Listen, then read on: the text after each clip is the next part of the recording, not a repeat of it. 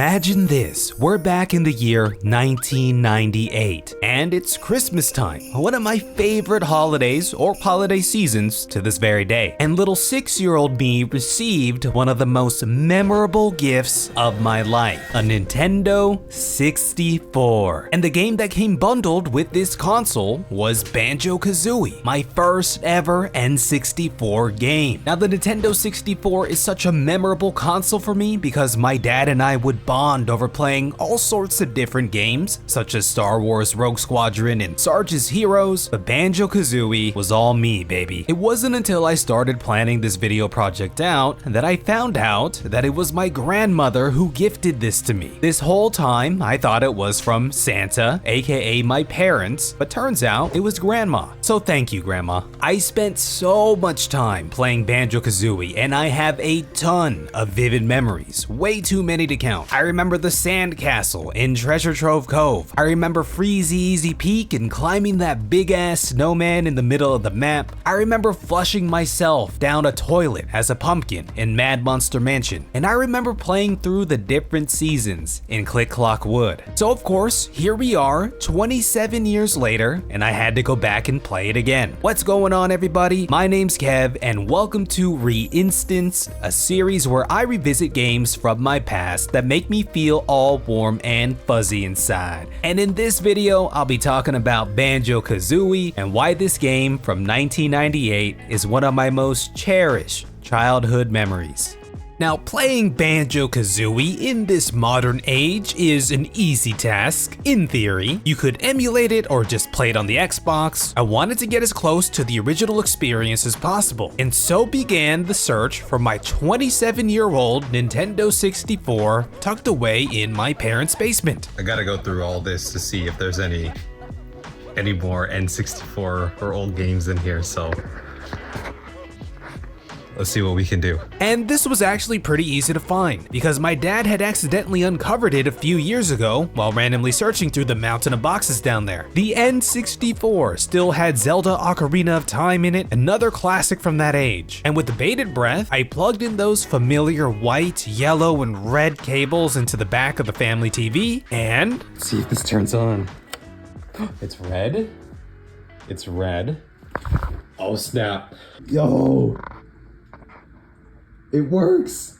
It freaking works! Let's go! yeah, it worked. And it was so nostalgic hearing that Zelda music again. Do you hear that?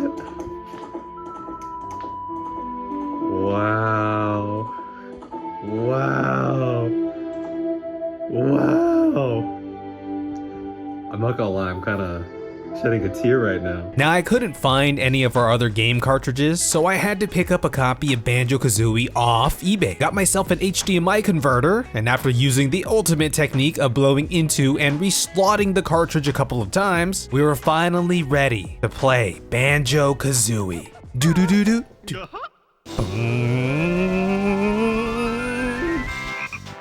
Hell yeah. Get a little frog. Oh, it's a little sister? Forget her name, was it Daisy or something? Okay, not off to a hot start. Her name isn't Daisy, it's Tootie. And for those who need a refresher, here's how the game kicks off. In classic Snow White fashion, here we have Gruntilda the witch beseeching her cauldron to find out who the prettiest of them all is. There's no one prettier than me. It's Tootie! That was her name, yeah, Tootie. And so Gruntilda sets out to steal Tootie away. Who is that? Wait, you've been living next to that big ass witch face on the mountainside this whole time? And you don't know who that is? Tootie is the younger sister of one Banjo, and as any good big brother would do, Banjo, along with his best friend Kazooie, embarks on a journey to rescue Tootie from the witch. And so the adventure begins. Now you might be thinking, what does Gruntilda want with Tootie? Well, we actually get some insight into this anytime we save and exit our game. Yes, your grunty ship. Transformation soon be complete. No, Tootie! He's effectively stealing Tootie's young essence to transform herself into...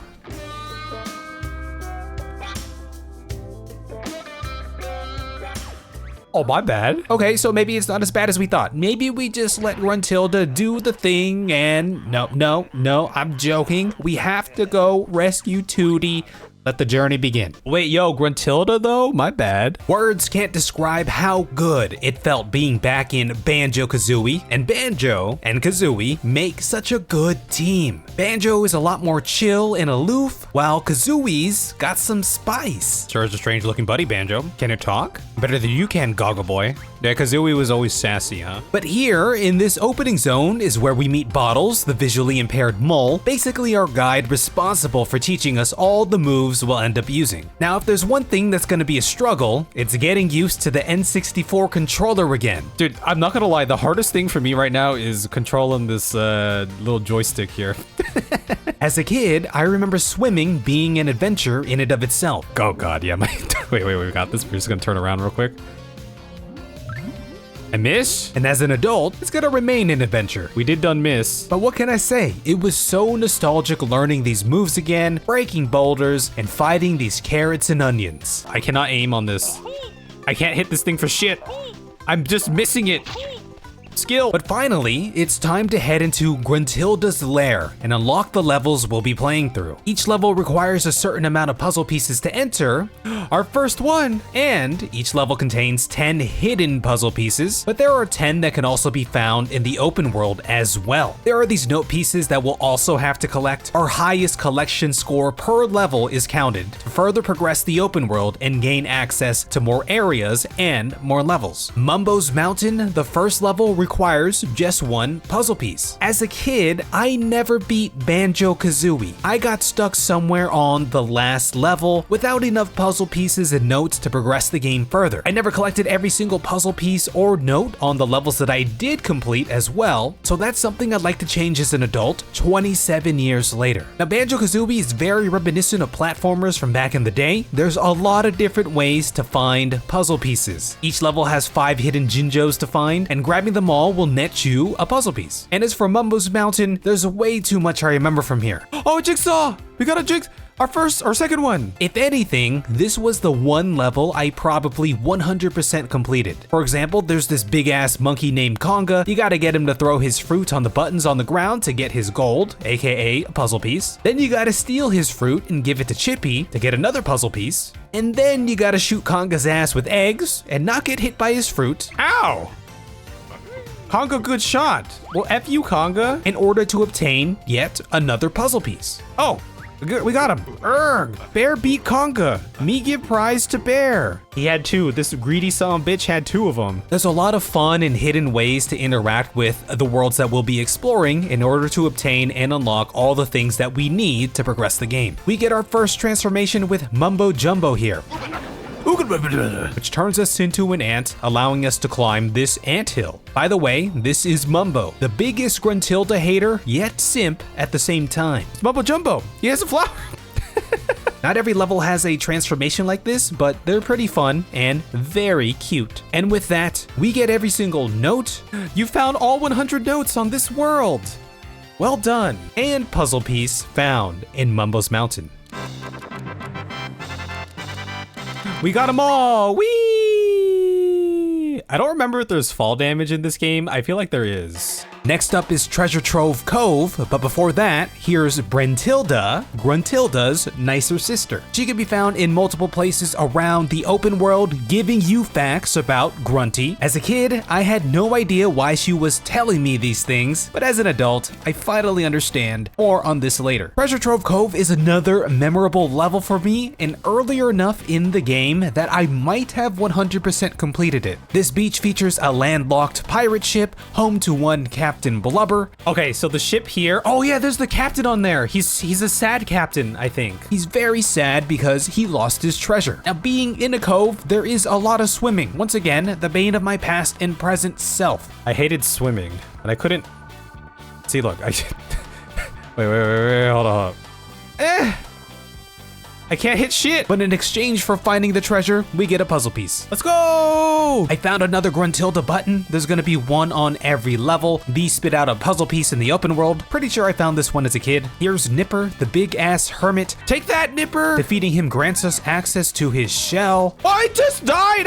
I died in his shell. Here's a little bucket that we can egg in, which drains this sandcastle, and inside is a puzzle. There's a lot of puzzles like this found throughout the game. When in doubt, spell out Banjo Kazooie. This is a level where we learn to fly as well, so it was just so awesome flying around, exploring the map, listening to that nostalgic music again. The last most memorable thing about this level was this shark named Snacker. Oh, he's here. Ow, you asshole. This guy used to scare the crap out of me as a kid.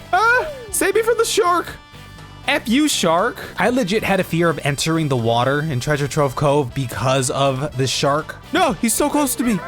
My worst nightmares. But nevertheless, we ended up finding every note piece and every puzzle piece in Treasure Trove Cove. Let's go!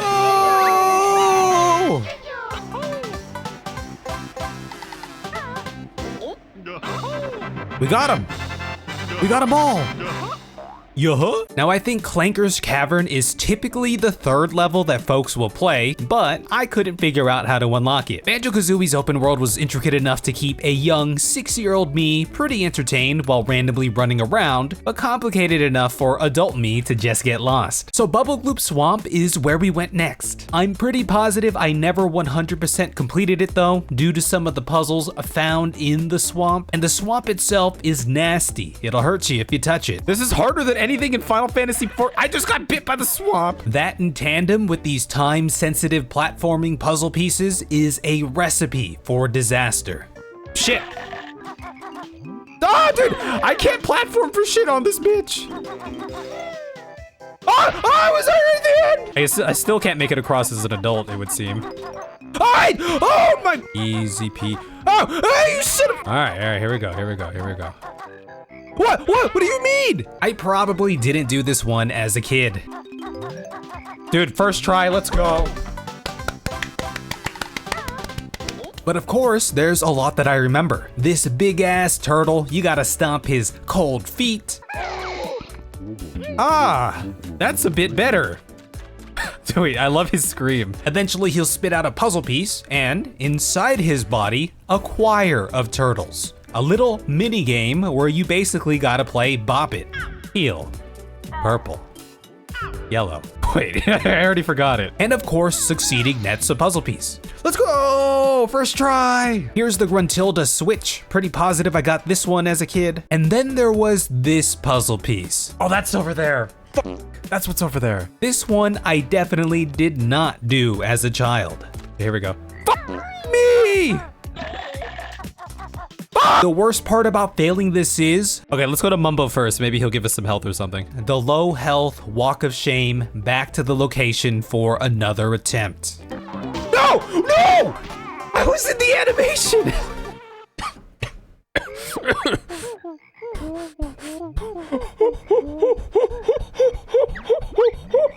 But eventually, of course, I got the puzzle piece. We succeeded. Aha! We did it! First try, let's go!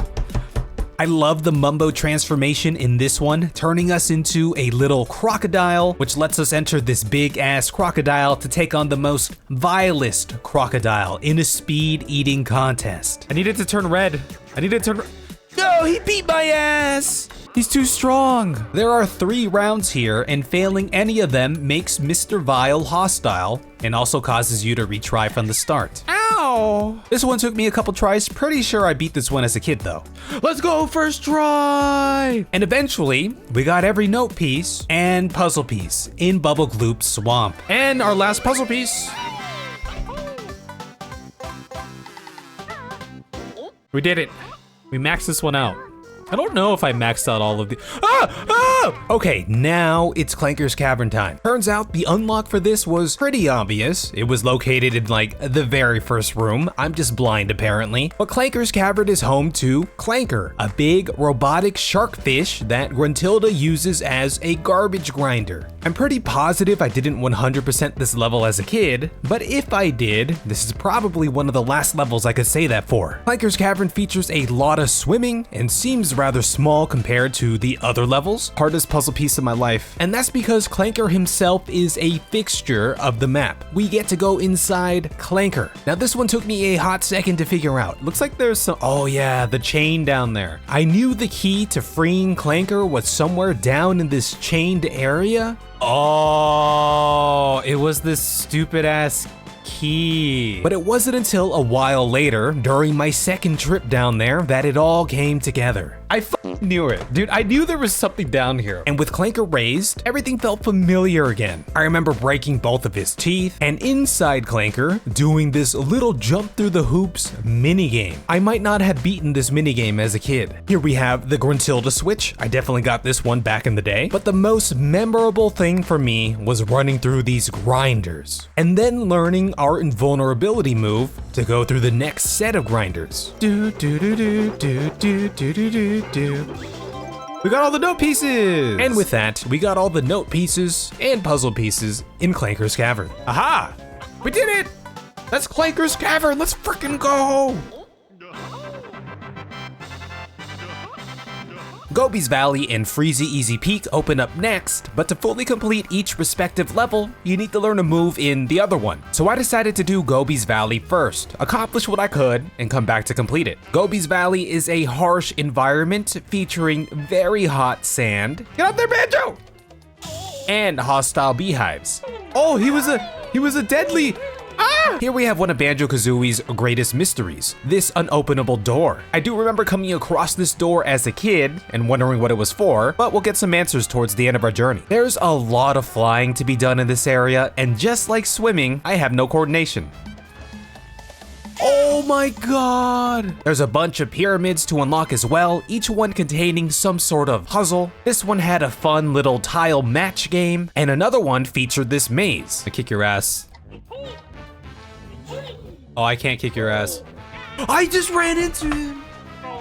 This maze is also home to the Gruntilda switch. Oh, that's how you open that. I knew there was like something in there. And here's Gobi the camel. I suppose this is his valley. Oh, and he's gonna go to the tree, and then we hit the hump, and then he's gonna water the tree. We can free him and force him to water things. The funny part is, he shows up in later levels as well. There's this one section where I was trying to jump on these platforms. Ah!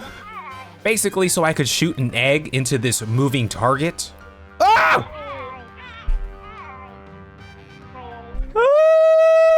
Only to fall to my death in the hot chasm below. No!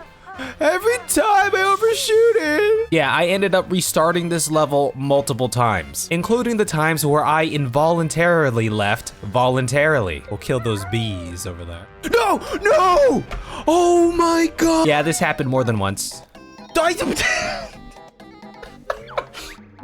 The ironic part is, there was a way to fill this chasm with water, so I struggled with that platform for no reason. Oh, which should fill?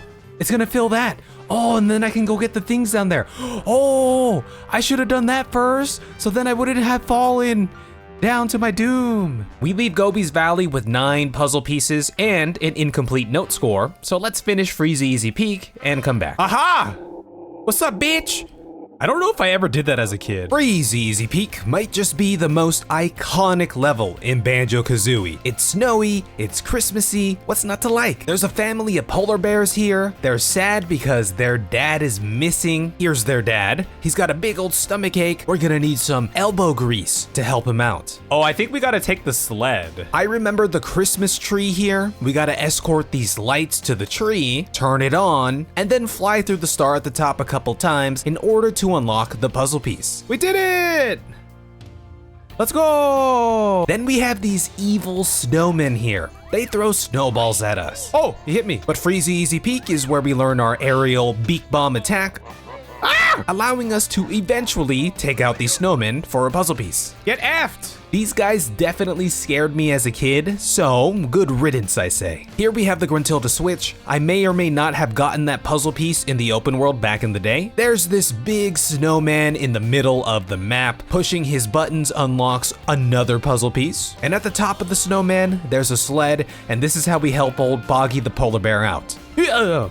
And while we haven't returned him to his kids yet, there are presents we can find around the map to give to them kids, spreading that Christmas spirit. Now we've all got presents. Here's something for you.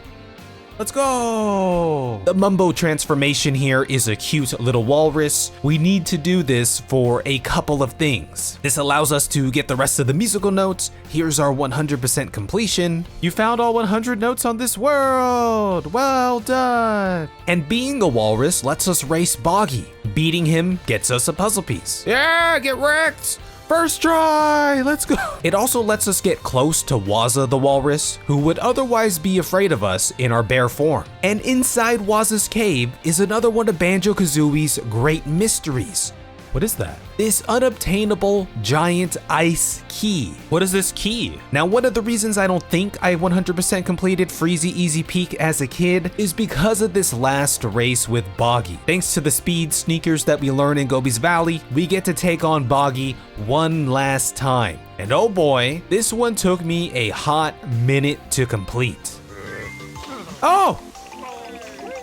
Oh, it's over. I fell into the thing. No, this one always gets me. No, he's too strong. Dude, he caught up. No. Oh no, he pulled ahead of me. No, that.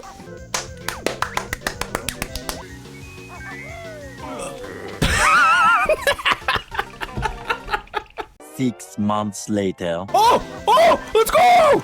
Let's go, first try. You know, this might have taken me 10 to 15 tries, but let's just say I got it on the first try. And with that, we've collected every puzzle piece in Freezy Easy Peak. It's the easiest thing I've done in my life. With the new Beak Bomb move, we can go back to Gobis Valley and unlock the last pyramid. Inside, there's a snake charmer named Ruby. We just fart at his snake a couple of times, climb the snake, and get the last puzzle piece. And with that, Gobis Valley is also 100% complete.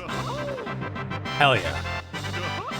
Yo-ho! And up next is Mad Monster Mansion, and the vibes keep on going because we're moving from a Christmas-themed level to a spooky Halloween-themed level, and yes, this one definitely frightened me as a kid for multiple reasons. Yeah, these little rooms. Oh shit!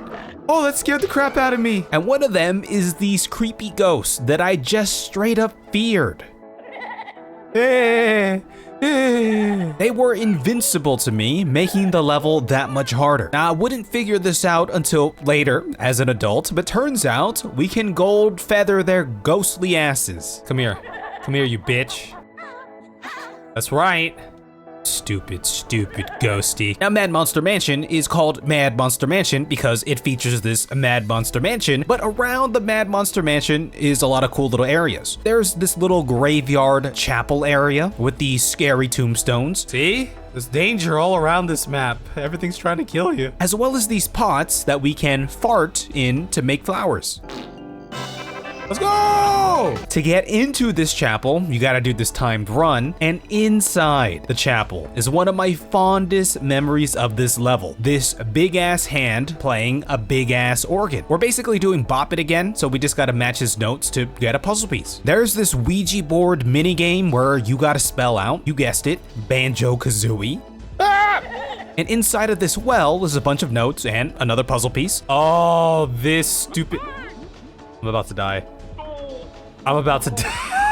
Turns out there's an easier way to grab these, as you'll see later. Inside the mansion itself is Napper, a ghost guarding yet another puzzle piece. I don't think I figured this one out as a kid, but stepping on the floorboards wakes him up. So all we gotta do is enter the mansion from the roof, drop down into the fireplace, and jump on these chairs. Yeah, we got it! F you! Grunty's gold, how it's shown. She'll be mad, now it's gone. The transformation for this level is a cute little pumpkin. And as a pumpkin, we can get flushed down this toilet, granting us access to parts of the map normally not reachable.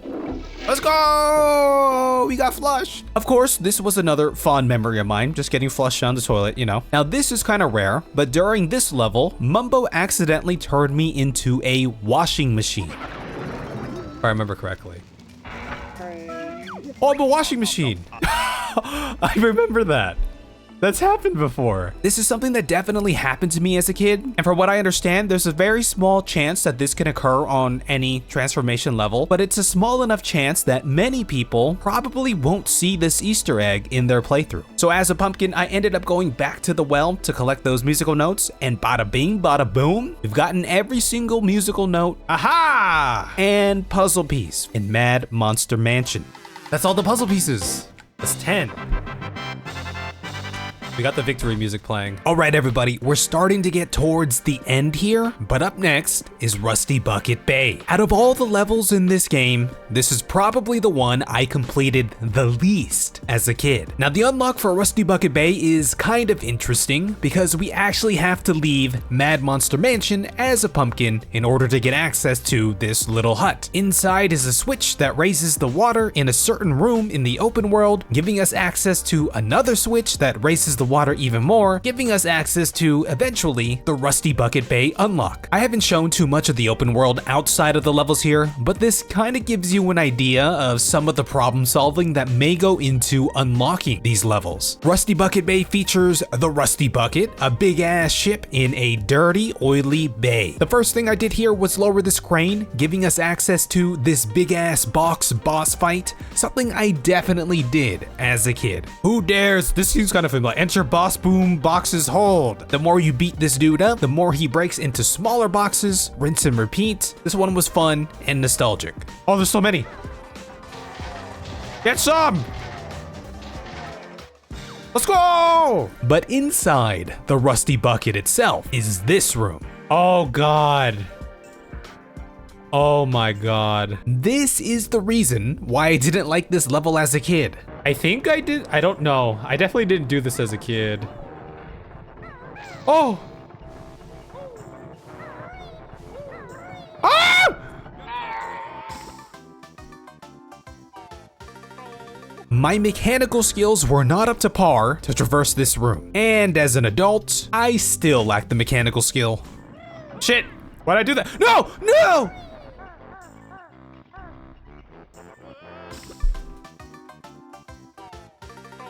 But the one thing I do have is stronger perseverance, enough to get me to hit all the buttons down there, which slows the propellers at the back of the ship, allowing me to get a puzzle piece that I could never dream of obtaining as a kid.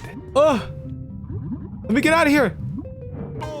Shit! Okay, we got the puzzle piece though. Unfortunately, my death means I'd have to traverse this hellscape again for the musical notes and the puzzle piece that I forgot was in there. This ship also contains a bunch of side rooms that you can enter, and one of my more specific yet non-consequential memories was of this kitchen. A kitchen with hot stoves that upon touching burns you. That's it, nothing special, but a fond memory. Now on the deck of the ship we have these little buttons we can push. These activate a horn. Pushing the wrong button hurts you, so little kid me did not figure this out. But big brain adult me realized there must be some sort of code or sequence hidden on this map, which there was. Yo, you think that's it? Allowing me to get yet another puzzle piece that eluded me in the past. Let's go! We did it! This here is Snorkel, the trapped dolphin. I don't know if I actually freed him before because freeing him involves a decent amount of swimming, but turns out you just gotta swim into this part of the ship and then eventually find this switch and hit it. Boom. He's free! I'm pretty sure I never found every single Jinjo on this level as a kid as well, meaning I never got the puzzle piece associated with finding all 5. And the reason I say that is because this area right here is home to a Jinjo. Wait, I could have sworn I saw like a pink thing down there. Am I crazy? I barely found this Jinjo as an adult. It was sneakily hidden away and I just saw a little bit of hint of purple down in the depths below. Wait, there's a Jinjo down there. Oh, there is a Jinjo down there. Definitely a good chance I missed this one. But eventually we were able to get all the musical notes. Let's go! You found all 100 notes in this world. And all the puzzle pieces in Rusty Bucket Bay. Let's go! We beat Rusty Bucket Bay! Never accomplished that as a child. But we done it here. But wait, there's more. Where is that Gruntilda switch? Turns out it's over here. Oh, it's right there. I see it. I see it. I could never figure out how to get this one as a kid. Oh! Oh, I did not make that. I did not make that jump. But as an adult, I understood that I had to use a secret movement technique to achieve this. Watch this. Watch the skills.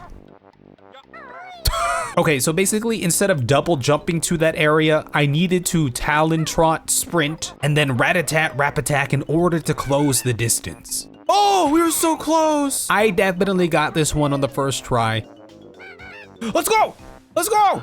Let's go, first try. But here's that elusive Gruntilda switch. Rusty Bucket Bay officially 100% completed 27 years later. This is it, folks, the last level in Banjo Kazooie. Click, clock, wood. This is where I got stuck and my Banjo Kazooie journey ended as a kid, but this was still one of my favorite areas. And in a way, this one level is kind of like 4 levels wrapped into one. Probably one of the most unique gaming experiences of my childhood. Click Clock Wood features a massive tree and an environment that you can play through in 4 different seasons: spring, summer, fall, and winter. There are certain things you want to do in the earlier seasons to pave the way in the later seasons, which is a super cool feature in my opinion. So we start in spring. It's rainy and there's a ton of water around this giant tree. Here's this little garden plot that we can egg into, and now we have a budding flower. As you climb the tree, you'll run into a couple of things. Here we have a beehive. Banjo is too fat to fit into the beehive. And over here, we have the makings of a treehouse. Oh yeah, there is this little house here. I wonder if we can build this up as we... That is correct, past Kev. We'll see how this treehouse progresses through the seasons. Further up the tree is a familiar abode. Oh yeah, okay, are these the squirrels? Are they in here? Inside this humble home is a squirrel named Nabnut. He's currently chowing down on some acorns. Then we move on to this giant egg. Breaking it reveals Eerie the eagle, who, freshly born, immediately opts to take a nice long nap. I had so much fun climbing this tree as a kid. Sometimes I'd accidentally fall off the tree, but I always loved jumping off to plunge myself into the water below. Okay, I guess we're going down. Oh, that's not water.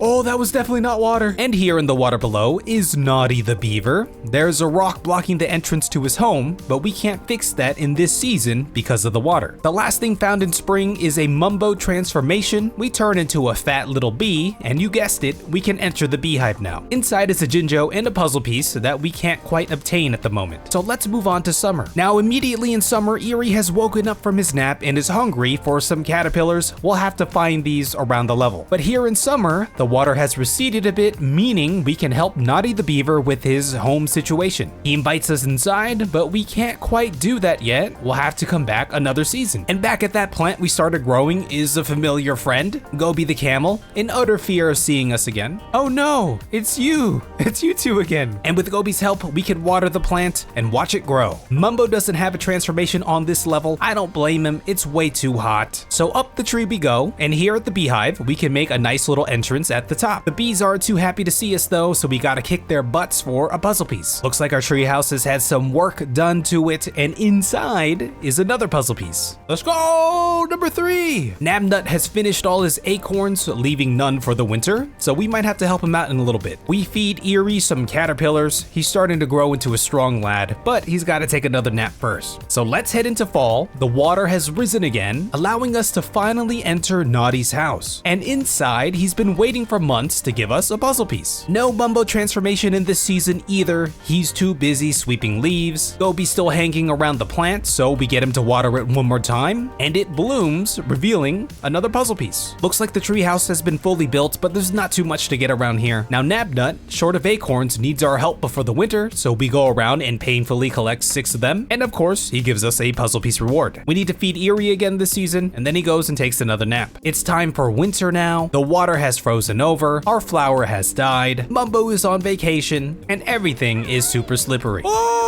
Here we find the elusive Gruntilda switch. Not sure if I got this one as a kid, but it's clear we have to go grab this one as a bee. The beehive is all destroyed, the treehouse is closed up for the winter, and our squirrel friend is taking a snooze with his squirrel friend. Eerie is finally grown, leaving us a puzzle piece for feeding and taking care of him. Now I did have to go back to some of the earlier seasons to find some missing note pieces, as well as a few puzzle pieces, including this one from a yellow Jinjo hidden in yellow brush. Who's gonna find this Jinjo? And this one in spring at the very top of the tree. But with that, I can happily say we finally 100% completed Click Clock Woods, baby. We did it.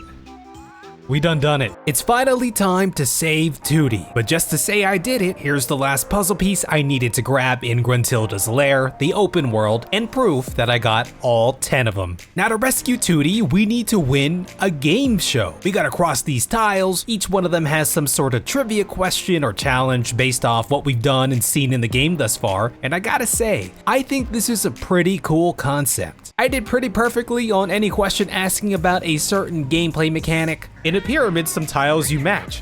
Who's not included this batch? Oh, Gruntilda's not included in that.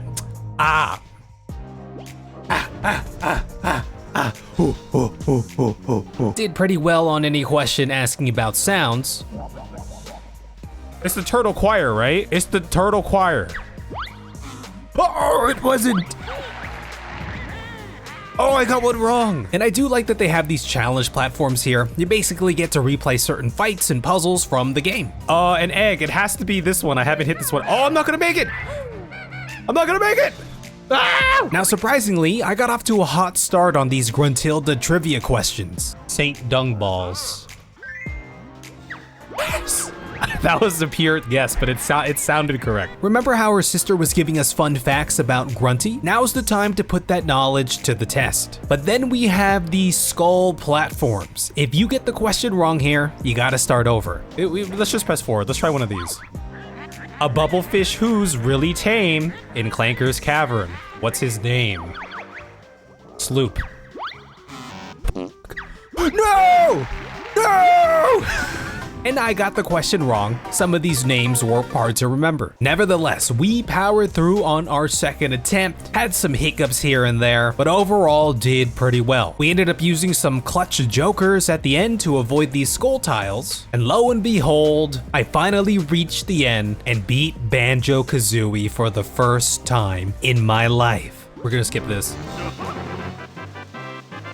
We did it! Yeah, we did it! Let's go!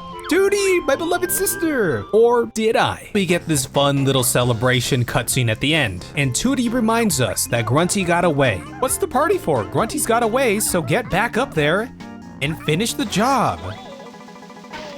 Oh! I'm not going. Ouch, yes you are. Let's go. And it's time to finish the job.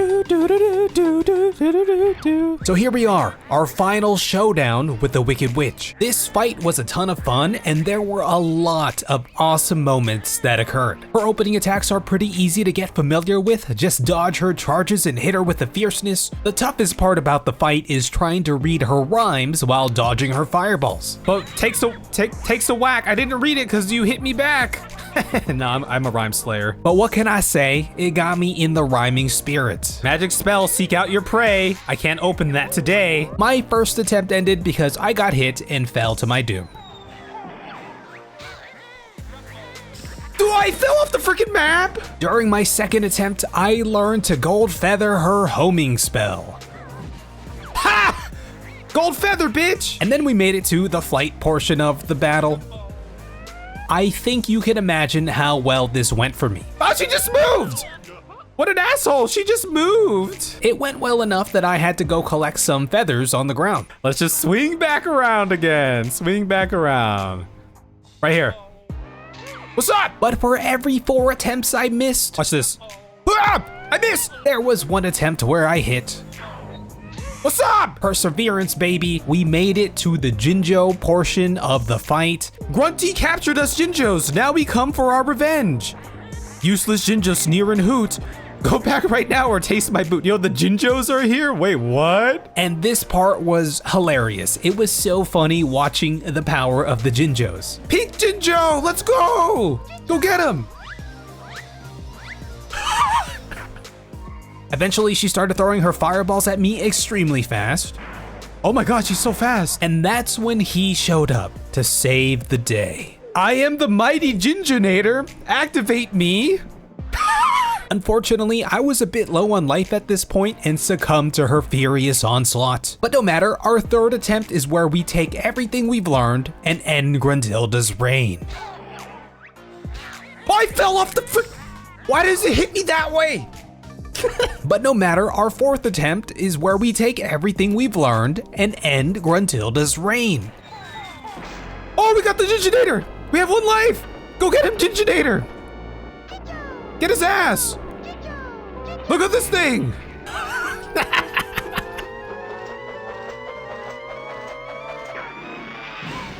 Damn! Dude, that Ginginator's whipping some ass right now. Get him, Ginginator! This is like the Power Rangers. Oh, she's scared. Ginger, poor old Grunty set to fall. Upon this spell, I'll now call. The heck is that? Did we do it? Let's go! There goes Grunty.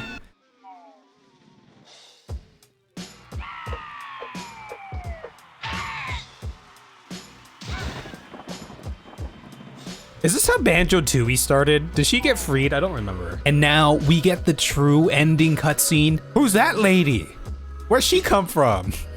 A nice little beach party to celebrate our victory. One of these things is not like the other. She's got the 2 melons. She's holding the 2 melons up there. I'm telling you, old 90s humor. I do love the little Easter eggs they put into this ending cutscene, revealing some of the secrets of Banjo Kazooie that are supposed to lead into Banjo Tooie. Oh, that freaking key. Bird, be quiet. Watch picture. And now, 27 years later, I can officially say that I've finally beaten Banjo Kazooie. The end.